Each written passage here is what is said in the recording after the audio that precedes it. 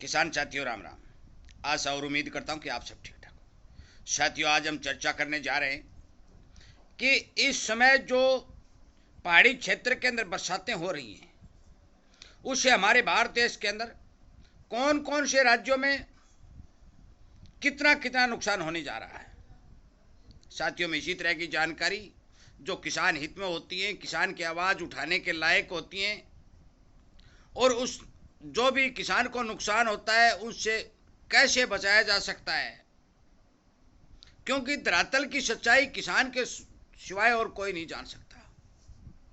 इसीलिए मैं लगातार वीडियो अपलोड कर रहा हूँ, आपको सावधान सचेत करने के लिए ये बात बता रहा हूँ और आपसे विनय निवेदन करता हूँ कि आप अपने सभी किसान साथियों के साथ मिलकर के किसान को हो रहे नुकसान के बारे में जो भी आपके पास जानकारी आती हो, आप उन जानकारियों को ज़्यादा से ज़्यादा शेयर करके अनेक किसानों तक पहुँचाने की कोशिश करें। सरकार को भी इस बारे आगाह और सावधान करने की कोशिश करें। आपको जानकारी मिलती रहे, आप इस चैनल के साथ जुड़ करके संख्या बल को बढ़ा करके ज़्यादा से ज़्यादा हमारे इस जागरूकता अभियान को, किसान की आवाज़ लगातार उठाने वाले चैनल को ताकत देने का काम करें। साथियों, मैं आपको बता देना चाहता हूँ कि बड़े दुख के साथ ये बात बतानी पड़ रही है कि भारत के अंदर काफ़ी जगह बरसाती पानी के बहाव से, बरसाती नदियों के ओवरफ्लो होने के कारण इतना भारी भरकम नुकसान हुआ है और सबसे ज़्यादा उस नुकसान की चपेट में पंजाब राज्य आ चुका है। लगभग 60% के हिस्से में पंजाब के अंदर फसलों को भारी नुकसान देखा गया है। भेड़, बकरी, भैंस हजारों की तादाद में या तो पानी में बह गई हैं या फिर कहीं यदि बांधी गई हैं तो वो मर भी गई हैं। मैं आपको बता दूं कि पंजाब में तो इतना बुरा हाल हुआ है कि पंजाब के साथ लगते हुए पाकिस्तान के बॉर्डर एरिया को एक समान कर दिया गया है और बहुत समाचार ये भी मिल रहे हैं कि पाकिस्तान की भैंस पानी में बहकर पंजाब के एरिया में भी पहुंच गई। उन किसान साथियों को भी बहुत ज़्यादा नुकसान हुआ है। पंजाब में बहुत से डेयरी चलाने वाले मेरे किसान साथियों के पशु बंधे के बंधे रह गए। 5 और 6 जिलों के अंदर इस तरह के हालात को देखते हुए सरकार ने मिलिट्री डाल दी है। बचाव कार्य लगातार जारी है। हरियाणा में भी जहां जहां बरसाती नदियों का प्रकोप दिखाई दिया है, मैं आपको बता दूं कि नदियां ओवरफ्लो हो रही हैं, टूट रही हैं, खेतों में पानी भरता जा रहा है। रात और दिन किसान नदियों के ऊपर पहरा दे रहा है।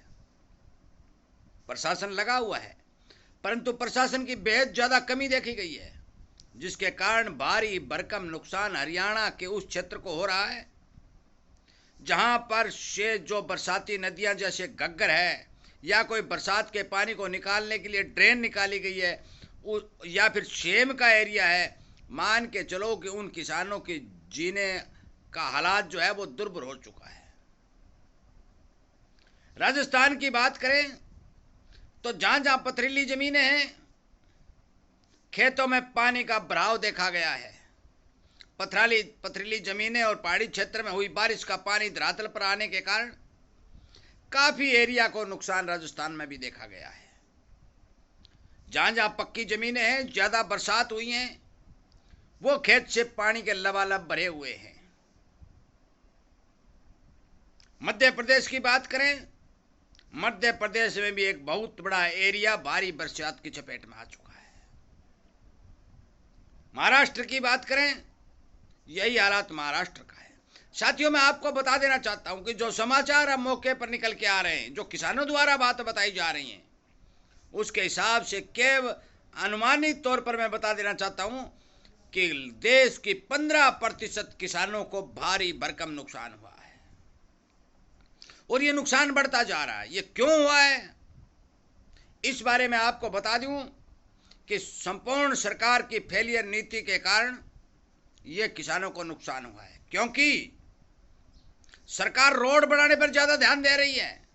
अनेक जगह रोडें 200-200 फुट चौड़ी सड़कें बनाई जा रही है, परंतु पहाड़ों पर होने वाली बरसात के पानी को डाइवर्ट करने के लिए कहीं पर नालों का विकास नहीं किया जा रहा है।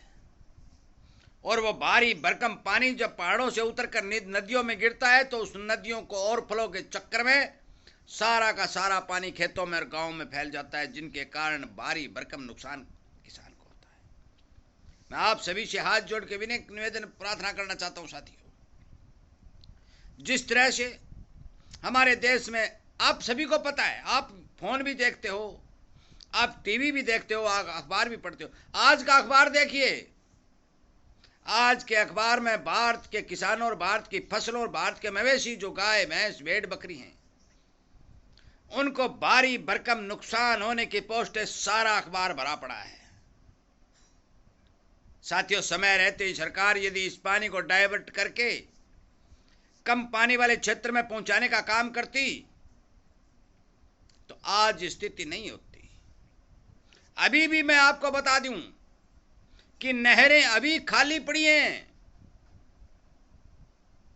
हमारे गांव के साथ में 2 नहरें चलती हैं, दोनों नहरें खाली हैं और किसान पीछे डूब रहा है। ये फेलियर न कहें तो क्या कहें। प्रशासन के फेलियर के तहत हर क्षेत्र में साथियों किसान को लगातार नुकसान हो रहा है। मेरा आपसे निवेदन और प्रार्थना है कि सरकार का ध्यान इस ओर आकर्षित करवाइए कि आप रोड बनाने की बजाय, सड़कों को चौड़ा करने की बजाय बरसाती पानी को काबू करके नदी और नालों का विकास करके जहां जहां बिरानी क्षेत्र है उस क्षेत्र में पानी पहुंचाने का काम करें। श्रीमान श्री वाजपेयी जी ने, जो भारत के अच्छे प्रधानमंत्री थे, उन्होंने नदियों का एकीकरण करने की योजना को शुरू किया था।